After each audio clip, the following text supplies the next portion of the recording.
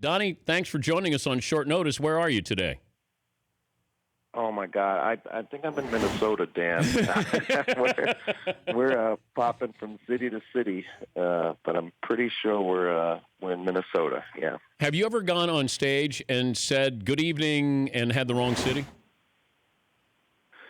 I don't know if I've ever said the wrong city. We're on tour with Paula Abdul, and I'm pretty sure she called Seattle, Portland the other night. But I have pronounced names wrong. I know we were in Greenville, South Carolina, and I kept calling it Greensville. And people in the crowd kept yelling stuff at me all night, and I couldn't hear what they were saying because the music's so loud. The fans scream really loud. They still scream at our concerts like when we were little kids. It's really loud, but they kept mouthing something to me all night. Finally, a fan got close to me and said, "It's not freaking Greensville." No, sorry. But Donnie, are these the moms that were kids when you guys were first touring? Have they grown up that now they're taking their kids to the show? You know what? Yes, there's a lot of moms. There's a lot of their kids. Dan, it's really crazy because we reunited in 2008 after like a 13-year break. And, we started doing other things. I started acting and doing other things. I didn't know if I'd ever work with the band again, but we decided on our own to put it back together in 2008, do it the way we wanted to do it. And it's been, the first comeback was the original fans sort of grown up. And between 2008 and now, it's turned into like now the husbands come and the kids come. And we've toured with other bands over the last 9 years, and then their fans kind of become our fans. That's cool. The age range now, it's unbelievable.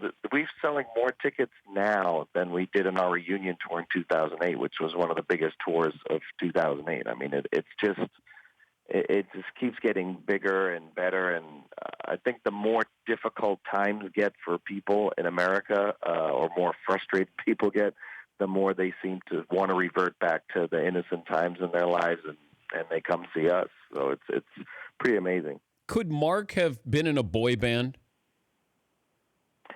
Mark and I were the first two original members of New Kids on the Block. So people think it was like this massive audition with thousands of kids. It really wasn't. Mark and I knew a woman in our neighborhood who knew a music producer, and so we went and met with him, and he said, "I want to make a band with you two guys." Mark was a little like break dancer. I was a rapper, and we went in an audition for this guy, and so Mark and I would go to singing lessons and go to the studio. Every weekend we'd go to the studio. Every couple weeknights we'd go to singing lessons. And Mark he wasn't interested in doing it. And he finally dropped out, and it was just me and the music producer said, "Well, what do you want to do? Do you want to keep going?" I said, "Yeah, I want to do this." And, I just was having fun, going to the studio, playing the drums and playing with the drum machines and doing different things. And Mark wanted to, steal cars and get in trouble with his friends. So he went and did that.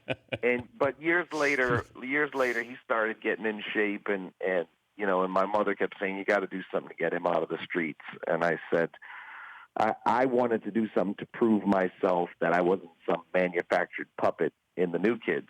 So I started making songs, and I said, "Mark, why don't you record these songs? I'll help you get out of the street and have a career, and I can also do something and sort of prove myself as a musician and not just be considered, some phony boy band guy." So that's how the whole Marky Mark thing came about. But then he stripped down to his underwear. Did he get grief in the neighborhood for doing the underwear? No, he didn't get grief in the neighborhood. It was sort of irreverent. He was just really just being like a kid, and being irreverent. I remember the first time he did it, I would take him around to all his first, probably 20 concerts. I would literally book the concert myself, take him to the concert, put his whole show together, and I would talk him through everything. And so he's doing all this stuff that I gave instructions to do, and then out of nowhere he just decides to drop his pants. And I was like, "What the hell are you doing?" But I was laughing so much. He's a really funny guy. probably the funniest person I've ever met in my life, off camera. I mean, people think his movies are funny, but in real life, he really makes me laugh. And he would always do stuff on stage just that would make me laugh out loud. But what was great about it is I knew then that's what was going to make him a star, because he followed all 50 instructions I gave him on how to do his show. Yeah. But then he did all this other stuff that he improv'd that I said, this kid, he just has it. He's got the magic. We were talking to Donnie Wahlberg, the actor, singer, New Kids on the Block. He believes they're in Minnesota right now, joining us. Now, when did they come to you for the 30 for 30, where you got to be the voice of the Celtics and then Ice Cube with the Lakers? How did this happen? Well, interestingly enough, I was driving in my car, and the Bluetooth rang, and I pressed the button to answer it. It was my brother Bob, and he said, "Hey, Chris Herron, do you know who he is?" Yeah. I said, "Yeah, I saw it 30 for 30. I love that guy." And he said, "He's trying to reach you." I said, "Okay." So he called me next, and he said, "Hey, John Hawk, the producer of the 30 for 30 that I did and produced all these 30 for 30s, wants you to do Celtics Lakers 30 for 30." I mean, I couldn't believe it. I was like, "Yeah." So I called John Hawk, and he said, "Look, we're going to have you do the Celtics, and Ice Cube will do the Lakers. Are you interested in doing it?" And I said, "Yes." He said, "Well, where do we send your contract?"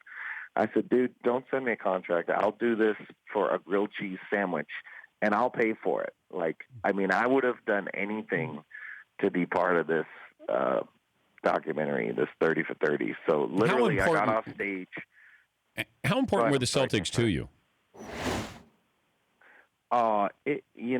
Growing up in Boston in the 80s, for a time, they were it. The Red Sox were always the team that broke our heart. The Patriots were always a bumbling sort of franchise, and the Celtics were the only real winners in Boston for a very long time. The Bruins won, but I was too young to know about that stuff. So it was really, they were everything for us in Boston, especially in the 80s. We felt everything about the rivalry that you see in 30-30.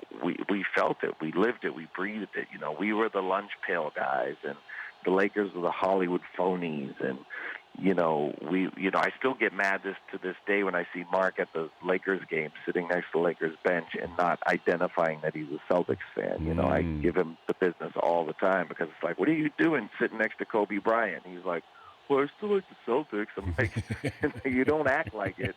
We still sort of have this thing, but they just gave us such a sense of pride, and really, it's funny looking at the rivalry, juxtaposing it against the Cleveland and the Golden State sort of finals. It's really interesting that it's airing now, because you just really get to see so many differences and how intense everything was back then as compared to now.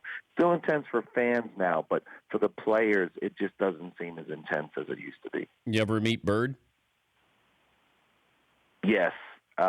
We actually, interesting story, when we were trying to get a record deal and trying to get discovered, we wrote a song called Hanging Tough, which became the name of our album, our biggest selling album, and became a #1 song. That song, we literally wrote it just to try to sell it to the Boston Celtics.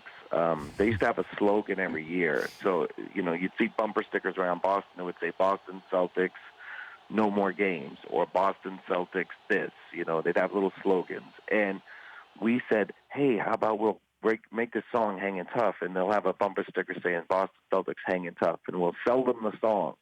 So we literally met with Bob Wolf, Larry Bird's former agent, to try to use him to help us sell the song to the Celtics for about $500. And obviously they weren't interested, but Bob Wolf took a liking to us and started to work with us and became our agent and financial manager. Of course, we weren't making any money, but he really took us under his wing and became part of our family. And so here we are, these kids like on food stamps running around Boston trying to make it as musicians. And we got to meet Larry Bird, and we started meeting all these famous people and, famous patriots. And, it was just one of the greatest things ever was the day we went into Mr. Wolf's office, and he handed me a case, and I opened it, and it was a Larry Bird basketball, and it said, "To Donnie Wahlberg, hanging tough, Larry Bird." I mean, that's good stuff. It's just overwhelming to get that. Still have it. Hey, congrats. I know you got another 30 for 30 coming up tonight. Safe travels. I think you're stopping by the New York area here in a couple of weeks. Maybe we'll stop by and say hello, or have you stop by. We'd love to catch up with you again. Dan, I've been a big fan for years and years, and I'd love to come by, and it's always a pleasure to talk to you. And I just think you're the best, so thank you. Thank you, bud, and good luck with Blue Bloods. We appreciate it. Safe travels. Thank you. That's Donnie Wahlberg there. The Dan Patrick Show, weekday mornings on Audience.